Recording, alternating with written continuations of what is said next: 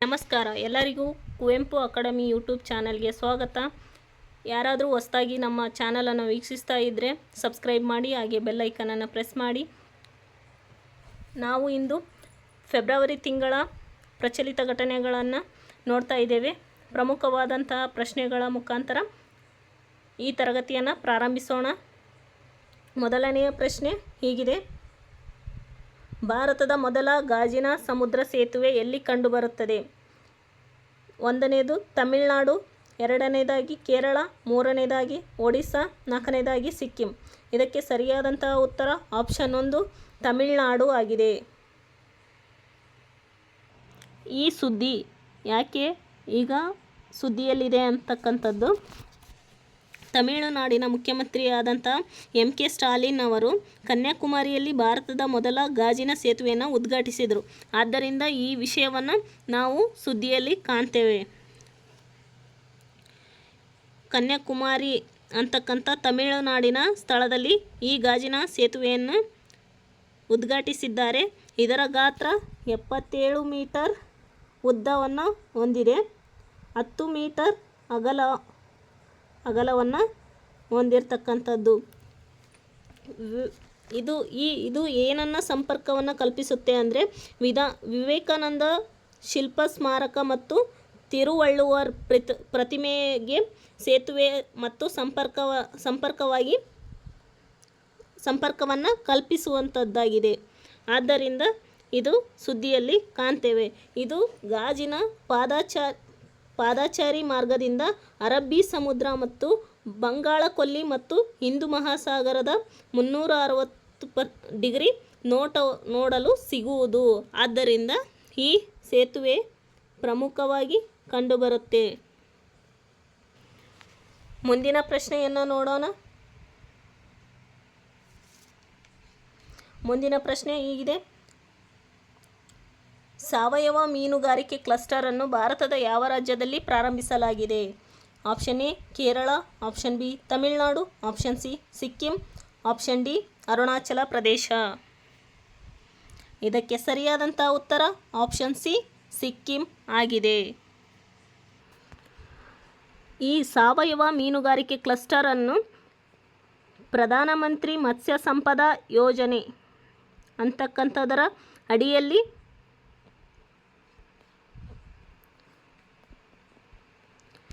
ಈ ಯೋಜನೆಯ ಅಡಿಯಲ್ಲಿ ಸಿಕ್ಕಿಂನಲ್ಲಿ ಭಾರತದ ಮೊದಲ ಸಾವಯವ ಮೀನುಗಾರಿಕೆ ಕ್ಲಸ್ಟರನ್ನು ಪ್ರಾರಂಭಿಸಲಾಗಿದೆ.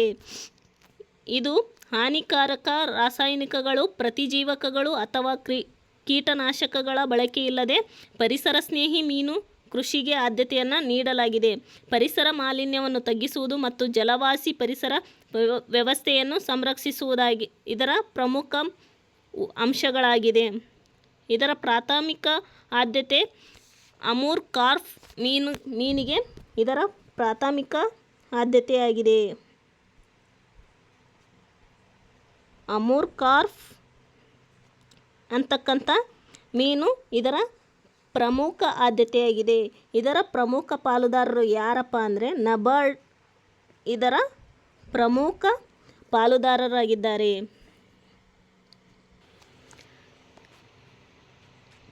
ಈ ಸಾವಯವ ಮೀನುಗಾರಿಕೆ ಕ್ಲಸ್ಟರನ್ನು ಪ್ರಧಾನಮಂತ್ರಿ ಮತ್ಸ್ಯ ಸಂಪದಾ ಯೋಜನೆಯ ಅಡಿಯಲ್ಲಿ ಪ್ರಾರಂಭಿಸಲಾಗಿದೆ. ಈ ಪ್ರಧಾನಮಂತ್ರಿ ಮತ್ಸ್ಯ ಸಂಪದಾ ಯೋಜನೆ ಅಂತಕ್ಕಂಥದ್ದು ಸುಸ್ಥಿರ ಮತ್ತು ಜವಾಬ್ದಾರಿಯುತ ಮೀನುಗಾರಿಕೆ ಅಭಿವೃದ್ಧಿಯ ಮೂಲಕ ನೀಲಿ ಕ್ರಾಂತಿಯನ್ನು ಸುಧಾರಿಸುವ ಈ ಗುರಿಯನ್ನು ಇದು ಹೊಂದಿದೆ. ಇದು 2020ರಲ್ಲಿ ಪ್ರಾರಂಭವಾಗುತ್ತೆ. ಮೀನುಗಾರಿಕೆ, ಪಶುಸಂಗೋಪನೆ ಮತ್ತು ಹೈನುಗಾರಿಕೆ ಸಚಿವಾಲಯದಿಂದ ಪ್ರಾರಂಭಿಸಲಾಗಿದೆ. ಇದರ ಗುರಿ 2024-25ರ ವೇಳೆಗೆ ಮೀನು ಉತ್ಪಾದನೆಯನ್ನು 22 ಮಿಲಿಯನ್ ಮೆಟ್ರಿಕ್ ಟನ್ಗೆ ಹೆಚ್ಚಿಸುವಂಥ ಇದರ ಮುಖ್ಯ ಗುರಿಯಾಗಿದೆ. ಪ್ರಧಾನಮಂತ್ರಿ ಮತ್ಸ್ಯ ಸಂಪದಾ ಯೋಜನೆ ಅಡಿಯಲ್ಲಿ ಕೆಲವು ಅಧಿಸೂಚಿತ ಕ್ಲಸ್ಟರ್ಗಳನ್ನು ಕಾಣ್ತೇವೆ. ಅವು ಯಾವ್ಯಾವು ಅಂದರೆ ಮುತ್ತುಗಳ ಕ್ಲಸ್ಟರ್ ಎಲ್ಲೆಲ್ಲಿ ಅಂದರೆ ಹಜಾರಿಬಾಗ್ ಜಾರ್ಖಂಡ್ನಲ್ಲಿ, ಎರಡನೆಯದಾಗಿ ಅಲಂಕಾರಿಕ ಮೀನುಗಾರಿಕೆಯ ಕ್ಲಸ್ಟರ್ ಮದುರೈ ತಮಿಳುನಾಡಿನಲ್ಲಿ, ಕಡಲ ಕಳೆಯ ಕ್ಲಸ್ಟರ್ ಲಕ್ಷದ್ವೀಪದಲ್ಲಿ, ನಾಲ್ಕನೆಯದಾಗಿ ಟ್ಯೂನಾ ಮೀನಿನ ಕ್ಲಸ್ಟರ್ ಅಂಡಮಾನ್ ಮತ್ತು ನಿಕೋಬಾರ್ನಲ್ಲಿ ಕಾಣ್ತೇವೆ. ಇಷ್ಟು ಮಾಹಿತಿ ಈ ಸಾವಯವ ಮೀನುಗಾರಿಕೆಯ ಕ್ಲಸ್ಟರ್ ಮತ್ತು ಪ್ರಧಾನಮಂತ್ರಿ ಮತ್ಸ್ಯ ಸಂಪದ ಯೋಜನೆಯ ಕುರಿತಾಗಿ ನೋಡ್ತೇವೆ. ಈಗ ಮುಂದಿನ ಪ್ರಶ್ನೆಯನ್ನು ನೋಡೋಣ. ಭಾರತದ ಮೊದಲ ಕರಾವಳಿ ಮತ್ತು ಜಲಚರ ಪಕ್ಷಿಗಳ ಗಣತಿಯನ್ನು ಯಾರು ಆಯೋಜಿಸಿದ್ದರು ಅಂತಕ್ಕಂಥದ್ದು ಇಲ್ಲಿ ಪ್ರಶ್ನೆಯಾಗಿದೆ. ಇದಕ್ಕೆ ಆಪ್ಷನ್ಗಳು ಹೀಗಿದ್ದಾವೆ: ಗುಜರಾತ್ ಅರಣ್ಯ ಇಲಾಖೆ ಮತ್ತು ಪಕ್ಷಿ ಸಂರಕ್ಷಣಾ ಸಂಘ. ಆಪ್ಷನ್ ಬಿ ಪ್ರಧಾನಮಂತ್ರಿ ಮತ್ತು ಸಾಂಪ್ರದಾಯಿಕ ಯೋಜನೆ. ಆಪ್ಷನ್ 3 ಮತ್ಸ್ಯಾಲಯ. ಆಪ್ಷನ್ ಡಿ ಕರಾವಳಿ ಮತ್ತು ಜಲಚರ ಪಕ್ಷಿಗಳ ಸಂಘಟನೆ. ಇದಕ್ಕೆ ಸರಿಯಾದಂತಹ ಉತ್ತರ ಆಪ್ಷನ್ ಎ ಗುಜರಾತ್ ಅರಣ್ಯ ಇಲಾಖೆ ಮತ್ತು ಪಕ್ಷಿ ಸಂಘಟನಾ ಸಂಘ ಗುಜರಾತ್ ಆಗಿದೆ.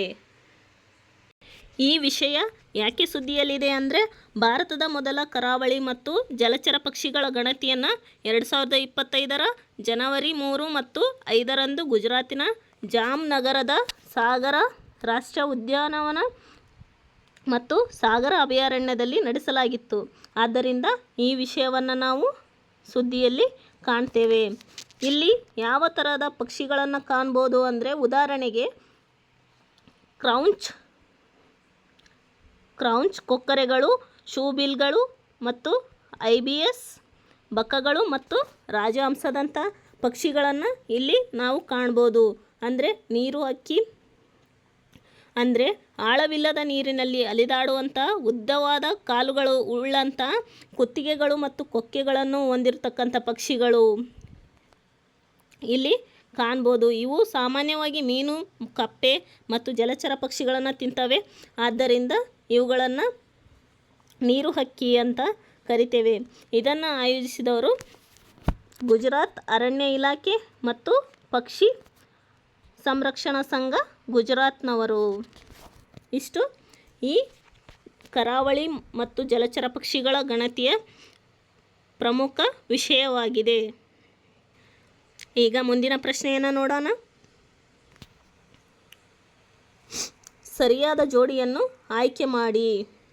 ಒಂದನೆಯದಾಗಿ ರೋಟ್ನೆಸ್ಟ್ ದ್ವೀಪ, ಇದು ಪಶ್ಚಿಮ ಆಸ್ಟ್ರೇಲಿಯಾ. ಆಪ್ಷನ್ 2 ಅಡೆನ್ ಕೊಲ್ಲಿ, ಹಿಂದೂ ಮಹಾಸಾಗರ. ಆಪ್ಷನ್ 3 ಕೆರ್ಚ್ ಜಲಸಂಧಿ, ಪೂರ್ವ ಯುರೋಪ್, ಲೆವೆಂಟ್, ಪೂರ್ವ ಮೆಡಿಟರೇನಿಯನ್. ಆಪ್ಷನ್ ಎ 1 ಮತ್ತು 2, ಆಪ್ಷನ್ ಬಿ 2 ಮತ್ತು 4, ಆಪ್ಷನ್ ಸಿ 1, 2 ಮತ್ತು 3, ಆಪ್ಷನ್ ಡಿ 1, 2, 3 ಮತ್ತು 4. ಇದಕ್ಕೆ ಸರಿಯಾದಂತಹ ಉತ್ತರ ಆಪ್ಷನ್ ಡಿ 1, 2 ಮತ್ತು 1, 2, 3 ಮತ್ತು 4 ಆಗಿದೆ. ಒಂದೊಂದೇ ಜೋಡಿಯ ವಿವರಣೆಯನ್ನು ನೋಡ್ತಾ ಹೋಗೋಣ ಬನ್ನಿ. ಒಂದನೆಯದಾಗಿ ರೋಟ್ನೆಸ್ಟ್ ದ್ವೀಪ. ಈ ರೋಟ್ನೆಸ್ಟ್ ದ್ವೀಪ ಯಾಕೆ ಸುದ್ದಿಯಲ್ಲಿದೆ ಅಂದರೆ ಆಸ್ಟ್ರೇಲಿಯಾದ ರೋಟ್ನೆಸ್ಟ್ ದ್ವೀಪ ಇದು ಆಸ್ಟ್ರೇಲಿಯಾದ ಪಶ್ಚಿಮ ಆಸ್ಟ್ರೇಲಿಯಾದ ಭಾಗದಲ್ಲಿ ಕಂಡುಬರುತ್ತೆ. ರೋಟ್ನೆಸ್ಟ್ ಅಂತಕ್ಕಂಥ ದ್ವೀಪ ಇಲ್ಲಿ ಸೆಸ್ನಾ 208 ಕ್ಯಾರವನ್ ಸಮುದ್ರ ವಿಮಾನ ಇತ್ತೀಚೆಗೆ ಅಪಘಾತಕ್ಕೆ ಈಡಾಗಿತ್ತು. ಆದ್ದರಿಂದ ನಾವು ಈ ರೋಟ್ನೆಸ್ಟ್ ದ್ವೀಪವನ್ನು ಸುದ್ದಿಯಲ್ಲಿ ಕಾಣ್ತೇವೆ. ಈ ರೋಟ್ನೆಸ್ಟ್ ದ್ವೀಪವು ವಾಡ್ಜುಕ್ ನುಂಗರ್ ಜನರು ವಾಡ್ಜೆಮಪ್ ಎಂದು ಕರೆಯುವ ರೋಟ್ನೆಸ್ಟ್ ದ್ವೀಪವು ಇದು ವಿಶೇಷ ಸಾಂಸ್ಕೃತಿಕ ಮೌಲ್ಯವನ್ನು ಹೊಂದಿದೆ. ಇದು ಪಶ್ಚಿಮ ಆಸ್ಟ್ರೇಲಿಯಾದ ಪರ್ತ್ ಕರಾವಳಿಯ ಫ್ರೀಮ್ಯಾಂಟಲ್ನಿಂದ 19 ಕಿಲೋಮೀಟರ್ ದೂರದಲ್ಲಿ ಇದೆ. ಈ ದ್ವೀಪವು ಮೊದಲನೆಯ ಮಹಾಯುದ್ಧದ ಸಮಯದಲ್ಲಿ ಬಂಧನ ಶಿಬಿರವಾಗಿ ಮತ್ತು ಎರಡನೇ ಮಹಾಯುದ್ಧದ ಸಮಯದಲ್ಲಿ ರಕ್ಷಣಾ ನೆಲೆಯಾಗಿ ಕಾರ್ಯನಿರ್ವಹಿಸಿತ್ತು. ಇದು ಮುಖ್ಯ ಭೂಭಾಗದಲ್ಲಿ ಕಂಡುಬರುವ ಅಪರೂಪದ ಮಾಸ್ಪೀರಿಯಲ್ ಆಗಿರುವ ಕೊಕ್ವಾಗೆ ನೆಲೆಯಾಗಿದೆ. ಎರಡನೆಯದಾಗಿ ಅಡೆನ್ ಕೊಲ್ಲಿ, ಹಿಂದೂ ಮಹಾಸಾಗರ. ಇದನ್ನು ಮ್ಯಾಪ್ನ ಮೂಲಕ ನೋಡೋಣ. ಈ ಎಡೆನ್ ಕೊಲ್ಲಿಯು ಯಾಕೆ ಸುದ್ದಿಯಲ್ಲಿದೆ ಅಂದರೆ ನೌಕಾಸೇನಾ ಸಿಬ್ಬಂದಿಯ ವರ್ಷ 2024 ಕಾರ್ಯಕ್ರಮದಲ್ಲಿ ರಕ್ಷಣಾ ಸಚಿವರು ಎಡೆನ್ ಕೊಲ್ಲಿಯಲ್ಲಿ ಬೆದರಿಕೆಗಳು ಹೆಚ್ಚಾಗುತ್ತಿರುವ ಸಾಧ್ಯತೆಯನ್ನು ಸೂಚಿಸಿದರು. ಹಾಗಾಗಿ ಈ ಎಡೆನ್ ಕೊಲ್ಲಿಯು ಸುದ್ದಿಯಲ್ಲಿ ಕಂಡುಬರುತ್ತೆ. ಇದು ಹಿಂದೂ ಮಹಾಸಾಗರದಲ್ಲಿರುವಂತಹ ಒಂದು ಕೊಲ್ಲಿಯಾಗಿದೆ. ಇದು ದಕ್ಷಿಣಕ್ಕೆ ಸೊಮಾಲಿಯಾ ಮತ್ತು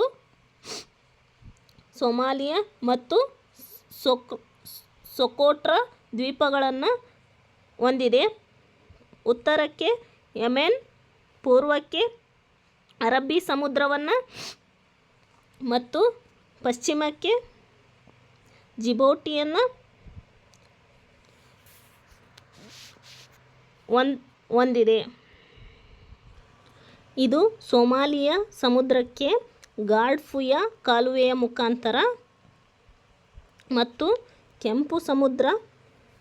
ಕೆಂಪು ಸಮುದ್ರಕ್ಕೆ ಬಾಬ್ ಎಲ್ ಮಂಡೇಬ್ ಅಂತಕ್ಕಂಥ ಜಲಸಂಧಿಯ ಮೂಲಕ ಸಂಪರ್ಕವನ್ನು ಕಲ್ಪಿಸುತ್ತೆ. ಜೊತೆಗೆ ಯುರೋಪ್ ಮತ್ತು ಪೂರ್ವ ರಾಷ್ಟ್ರಗಳ ನಡುವಿನ ಪ್ರಮುಖ ತೈಲ ಸಾಗಾಣಿಕೆಗೆ ಒಂದು ಮಾರ್ಗವಾಗಿದೆ. ಇಷ್ಟು ಮಾಹಿತಿ ಈ ಗಲ್ಫ್ ಆಫ್ ಎಡನ್ ಬಗ್ಗೆ ನೋಡ್ಬೋದು. ನಂತರ ಮುಂದಿನ ಆಪ್ಷನ್ ಆದಂಥ ಲೆವೆಂಟ್, ಪೂರ್ವ ಮೆಡಿಟೇರಿಯನ್, ಇದರ ಬಗ್ಗೆ ನೋಡೋಣ. ಲೆವೆಂಟ್ ಎಂಬುದು ಪೂರ್ವ ಮೆಡಿಟೇರಿಯನ್ನ ವಿಶಾಲ ಪ್ರದೇಶವನ್ನು ಉಲ್ಲೇಖಿಸುವಂತಹ ಐತಿಹಾಸಿಕ ಪದವಾಗಿದೆ. ಈ ಪ್ರದೇಶವು Syria, Lebanon, Jordan, Israel, Palestine ಮತ್ತು ಟರ್ಕಿಯ ಕೆಲವು ಭಾಗಗಳನ್ನು ಒಳಗೊಂಡಿದೆ. ಕೆಲವು ವಿಶೇಷ ಸಂದರ್ಭಗಳಲ್ಲಿ ಸೈಪ್ರಸ್ ಮತ್ತು ಇರಾಕ್ನ ಕೆಲವು ಭಾಗಗಳನ್ನು ಸಹ ಲೆವೆಂಟ್ನ ಭಾಗವೆಂದು ಪರಿಗಣಿಸಲಾಗುತ್ತೆ. ಲೆವೆಂಟ್ ಕೆಲವು ಆರಂಭಿಕ ಮಾನವ ವಸಾಹತುಗಳಿಗೆ ನೆಲೆಯಾಗಿದ್ದರಿಂದ ಇದನ್ನು ಸಾಮಾನ್ಯವಾಗಿ ನಾಗರಿಕ ತೊಟ್ಟಿಲು ಎಂದು ಕರೆಯುತ್ತಾರೆ. ಲೆವೆಂಟ್ ಯಹೂದಿ, ಕ್ರಿಶ್ಚಿಯನ್ ಮತ್ತು ಇಸ್ಲಾಂ ಸೇರಿದಂತೆ ಪ್ರಮುಖ ವಿಶ್ವ ಧರ್ಮಗಳ ಜನ್ಮಸ್ಥಳವಾಗಿದೆ. ವಿಶ್ವದ ಅತ್ಯಂತ ಪವಿತ್ರ ನಗರಗಳಲ್ಲಿ ಒಂದಾದ ಜೆರುಸಲೇಮ್ ಲೆವೆಂಟ್ನಲ್ಲಿದೆ. 3 ಖಂಡಗಳ ಸಂಗಮದಲ್ಲಿರುವ ಲೆವೆಂಟ್ ಸ್ಥಳವು ಮಿಲಿಟರಿ ಮತ್ತು ರಾಜಕೀಯ ಶಕ್ತಿಗೆ ಒಂದು ಆಯಕಟ್ಟಿನ ಪ್ರದೇಶವಾಗಿದೆ. ಇದರ ಆಯಕಟ್ಟಿನ ಪ್ರಾಮುಖ್ಯತೆಯಿಂದಾಗಿ ಈಜಿಪ್ಟಿನವರಿಂದ ಹಿಡಿದು ರೋಮನ್ನರವರೆಗೆ ಮತ್ತು ನಂತರ ಒಟ್ಟೋಮನ್ರು, ಯುರೋಪಿಯನ್ರು ಸಾಮ್ರಾಜ್ಯಗಳು ಈ ಪ್ರದೇಶದ ಮೇಲೆ ನಿಯಂತ್ರಣಕ್ಕಾಗಿ ಸ್ಪರ್ಧೆ ನಡೆಸಿದ್ವು. ಇದು ಒಂದು ಪ್ರಮುಖ ವ್ಯಾಪಾರ ಮಾರ್ಗಗಳು ಈಜಿಪ್ಟ್ ಮತ್ತು ಮೆಸೊಪೊಟೇಮಿಯಾವನ್ನು ಸಂಪರ್ಕಿಸುವಂತಹ ವಯಾ ಮಾರಿಸ್ ಲೆವೆಂಟ್ ಮೂಲಕ ಹಾದುಹೋಗುತ್ತವೆ. ಆಯಕಟ್ಟಿನ ನಗರಗಳು ಯಾವ್ಯಾವು ಅಂದರೆ ಡಮಾಸ್ಕಸ್ ಮತ್ತು ಅಲೆಪ್ಪೋದಂತಹ ನಗರಗಳು ವ್ಯಾಪಾರ ಮಾರ್ಗಗಳನ್ನು ನಿಯಂತ್ರಿಸುವ ಮೂಲಕ ಪ್ರಮುಖ ಕೇಂದ್ರಗಳಾಗಿ ಕಾರ್ಯನಿರ್ವಹಿಸುತ್ತವೆ. ಇಷ್ಟು ಈ ಲೆವೆಂಟ್ನ ಮಾಹಿತಿಯಾಗಿದೆ. ನಂತರ ಕೆರ್ಚ್ ಜಲಸಂಧಿಯ ಬಗ್ಗೆ ನೋಡೋಣ. ಈ ಸ್ಥಳ ಯಾಕೆ ಸುದ್ದಿಯಲ್ಲಿದೆ ಅಂದರೆ ರಷ್ಯಾದ 2 ತೈಲ ಟ್ಯಾಂಕ್ಗಳು ಹಾನಿಗೊಳಗಾಗಿದ್ದು ಅಲ್ಲಿ ತೈಲ ಸೋರಿಕೆಗೆ ಕಾರಣವಾಗಿದೆ. ಆದ್ದರಿಂದ ಈ ಸ್ಥಳವು ಸುದ್ದಿಯಲ್ಲಿ ಕಂಡುಬರುತ್ತದೆ. ಕೆರ್ಚ್ ಅಂತಕ್ಕಂಥ ಜಲಸಂಧಿಯು ರಷ್ಯಾದ 2 ಟ್ಯಾಂಕರ್ಗಳ ಹಾನಿಗೊಳಗಾಗಿದ್ದರಿಂದ ತೈಲ ಸೋರಿಕೆಗೆ ಕಾರಣವಾಗಿದೆ. ಕೆರ್ಚ್ ಜಲಸಂಧಿಯು ಪೂರ್ವ ಯುರೋಪಿನಲ್ಲಿನ ಆಯಕಟ್ಟಿನ ಜಲಮಾರ್ಗವಾಗಿದ್ದು ಕಪ್ಪು ಸಮುದ್ರ ಮತ್ತು ಸಿ ಆಫ್ ಅಜೋವಾವನ್ನು ಸಂಪರ್ಕ ಕಲ್ಪಿಸುತ್ತೆ. ಇಲ್ಲಿ ಕಾಣ್ತೇವೆ ಕೆರ್ಚ್ ಸ್ಟ್ರೇಟನ್ನು. ಇದು ಪಶ್ಚಿಮಕ್ಕೆ ಕ್ರಿಮಿಯಾವನ್ನು ಹೊಂದಿದೆ. ಪೂರ್ವಕ್ಕೆ ರಷ್ಯಾವನ್ನು ಒಳಗೊಂಡಿದೆ. ರಷ್ಯಾದ ಕ್ರಾಸ್ನೋಡಾರ್ ಕ್ರೈನ್ನ ತಮನ್ ಪರ್ಯಾಯ ದ್ವೀಪದ ನಡುವಿನ ನೈಸರ್ಗಿಕ ಗಡಿಯಾಗಿ ಕಾರ್ಯನಿರ್ವಹಿಸುತ್ತದೆ. ಕೆರ್ಚ್ ಜಲಸಂಧಿಯು ಸಿಮೇರಿಯನ್ ಬಯೋಸ್ಫರಸ್ ಎಂದು ಕರೆಯಲಾಗುತ್ತೆ. ಕೆರ್ಚ್ ಜಲಸಂಧಿಯ ಸೇತುವೆ ಇತ್ತೀಚಿನ ವರ್ಷಗಳಲ್ಲಿ ಕೆರ್ಚ್ ಜಲಸಂಧಿಯ ಸೇತುವೆಯಾದ ಕ್ರಿಮಿಯನ್ ಸೇತುವೆಯನ್ನು ಕ್ರೈಮಿಯಾ ಮತ್ತು ರಷ್ಯಾವನ್ನು ಸಂಪರ್ಕಿಸಲು ನಿರ್ಮಿಸಲಾಗಿದೆ. ಇದು ಈ ಪ್ರದೇಶದಲ್ಲಿ ಸಾರಿಗೆ ಮತ್ತು ಆರ್ಥಿಕ ಸಂಯೋಜನೆಯನ್ನು ಹೆಚ್ಚಿಸುತ್ತದೆ. ಈ ಜಲಸಂಧಿಯು 2 ಸಮುದ್ರಗಳ ಅಥವಾ 2 ದೊಡ್ಡ ನೀರಿನ ಪ್ರದೇಶಗಳನ್ನು ಸಂಪರ್ಕಿಸುವ ಕಿರಿದಾದ ಒಂದು ಜಲಮಾರ್ಗವಾಗಿ ಇದೆ. ಇಷ್ಟು ಈ ಕೆರ್ಚ್ ಸ್ಟ್ರೇಟ್ ಬಗ್ಗೆ ನೋಡ್ಬೋದು. ಮುಂದಿನ ಪ್ರಶ್ನೆಯನ್ನು ನೋಡೋಣ.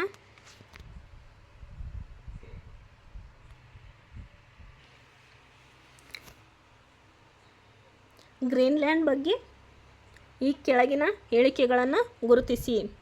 ಹೇಳಿಕೆ 1 ವಿಶ್ವದ ಅತಿ ದೊಡ್ಡ ದ್ವೀಪವಾಗಿದೆ. ಹೇಳಿಕೆ 2 ಇದು ಕೆನಡಾ ಆರ್ಕಿಟಿಕ್ ದ್ವೀಪದ ಸಮೂಹದ ಪೂರ್ವಕ್ಕೆ ಆರ್ಕಿಟಿಕ್ ಮತ್ತು ಅಟ್ಲಾಂಟಿಕ್ ಸಾಗರಗಳ ನಡುವೆ ನೆಲೆಗೊಂಡಿದೆ. ಆಪ್ಷನ್ 3 ಸರಿಸುಮಾರು 80% ಭಾಗ ಮಂಜುಗಡ್ಡೆಯಿಂದ ಆವೃತವಾಗಿದೆ. ಹೇಳಿಕೆ 4 ಈಶಾನ್ಯ ಗ್ರೀನ್ಲ್ಯಾಂಡ್ ರಾಷ್ಟ್ರೀಯ ಉದ್ಯಾನವನವು ವಿಶ್ವದ ಅತಿದೊಡ್ಡ ರಾಷ್ಟ್ರೀಯ ಉದ್ಯಾನವನವಾಗಿದೆ. ಈ ಎಲ್ಲ ಹೇಳಿಕೆಗಳು ಸರಿಯಾಗಿವೆ. ಈ ಗ್ರೀನ್ಲ್ಯಾಂಡನ್ನು ಒಂದು ನಕ್ಷೆಯ ಮೂಲಕ ನೋಡೋಣ.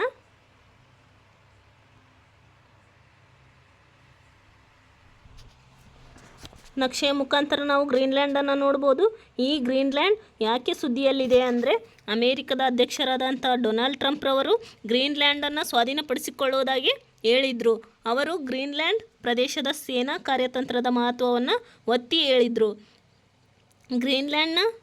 ಗ್ರೀನ್ಲ್ಯಾಂಡ್ ದ್ವೀಪದ 57,000 ನಿವಾಸಿಗಳು ನಮ್ಮೊಂದಿಗೆ ಸೇರಲು ಬಯಸುತ್ತಾರೆ ಅಂತಕ್ಕಂಥ ಹೇಳಿಕೆಯನ್ನು ನೀಡಿದರು.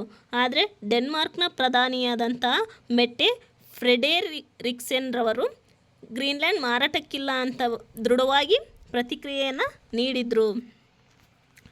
ಗ್ರೀನ್ಲ್ಯಾಂಡ್ ಅಂತಕ್ಕಂಥದ್ದು ಇದು ಒಂದು ವಿಶ್ವದ ಅತಿ ದೊಡ್ಡ ದ್ವೀಪವಾಗಿದೆ. ಇದು ಕೆನಡಾ ಆರ್ಕಿಟಿಕ್ ದ್ವೀಪ ಸಮೂಹದ ಪೂರ್ವಕ್ಕೆ ಆರ್ಕಿಟಿಕ್ ಮತ್ತು ಅಟ್ಲಾಂಟಿಕ್ ಸಾಗರಗಳ ನಡುವೆ ನೆಲೆಗೊಂಡಿದೆ. ಇದು ಭೌಗೋಳಿಕವಾಗಿ ಉತ್ತರ ಅಮೆರಿಕದ ಭಾಗವಾಗಿದ್ದರೂ ಸಹ ರಾಜಕೀಯ ಮತ್ತು ಐತಿಹಾಸಿಕವಾಗಿ ಯುರೋಪಿನೊಂದಿಗೆ ಸಂಬಂಧವನ್ನು ಹೊಂದಿದೆ. ಗ್ರೀನ್ಲ್ಯಾಂಡ್ ಸರಿಸುಮಾರು 80% ಭಾಗವನ್ನು ಮಂಜುಗಡ್ಡೆಯಿಂದ ಆವೃತವಾಗಿದೆ. ಈಶಾನ್ಯ ಗ್ರೀನ್ಲ್ಯಾಂಡ್ ರಾಷ್ಟ್ರೀಯ ಉದ್ಯಾನವನವು ವಿಶ್ವದ ಅತಿದೊಡ್ಡ ರಾಷ್ಟ್ರೀಯ ಉದ್ಯಾನವನವಾಗಿದೆ. ಗ್ರೀನ್ಲ್ಯಾಂಡ್ ಒಂದು ಡೆನ್ಮಾರ್ಕ್ನ ಸ್ವತಂತ್ರ ಪ್ರದೇಶವಾಗಿದೆ. ಇದರ ರಾಜಧಾನಿ ನೂಕ್ ಅಂತಕ್ಕಂಥದ್ದಾಗಿದೆ. ಇಲ್ಲಿ ಸಿಗುವಂಥ ಖನಿಜ ನಿಕ್ಷೇಪಗಳು ಯಾವ್ಯಾವು ಅಂದರೆ ಗ್ರೀನ್ಲ್ಯಾಂಡ್ನ ಚಿನ್ನ, ನಿಕ್ಕೆಲ್, ಕೋಬಾಲ್ಟ್ನಂಥ ಸಾಂಪ್ರದಾಯಿಕ ಖನಿಜ ಸಂಪನ್ಮೂಲಗಳು ದೊಡ್ಡ ನಿಕ್ಷೇಪಗಳಲ್ಲಿ ಸಿಗ್ತವೆ.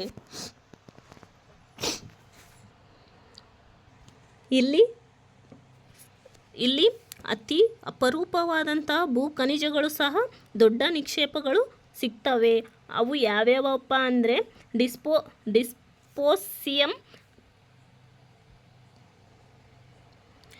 ಪ್ರಸೋಡೈಮಿಯಂ, ನಿಯೋಡೈಮಿಯಂ ಎಂತಕ್ಕಂಥ ಮತ್ತು ಟೆರ್ಬಿಯಂನಂತಹ ಅಪರೂಪದ ಭೂ ಖನಿಜಗಳು ಇಲ್ಲಿ ದೊಡ್ಡ ನಿಕ್ಷೇಪಗಳನ್ನು ಸಹ ಹೊಂದಿದೆ. ಇಷ್ಟು ಈ ಗ್ರೀನ್ಲ್ಯಾಂಡ್ನ ಮಾಹಿತಿಯಾಗಿದೆ. ಇಷ್ಟು ಈ ತರಗತಿಯಲ್ಲಿ ನಾವು ನೋಡಿದಂಥ ಪ್ರಶ್ನೆಗಳು ಮತ್ತು ಪ್ರಚಲಿತ ಘಟನೆಗಳ ಪ್ರಮುಖವಾದಂಥ ವಿವರಣೆಗಳಾಗಿವೆ. ಈ ತರಗತಿಯ ಕುರಿತು ನಿಮ್ಮ ಅಭಿಪ್ರಾಯ ಏನು ಅಂತ ಕಮೆಂಟ್ ಬಾಕ್ಸ್ನಲ್ಲಿ ನಮಗೆ ತಿಳಿಸಿ. ಇಂದಿನ ತರಗತಿಯನ್ನು ಮುಗಿಸ್ತಾ ಇದ್ದೇನೆ. ಧನ್ಯವಾದಗಳು.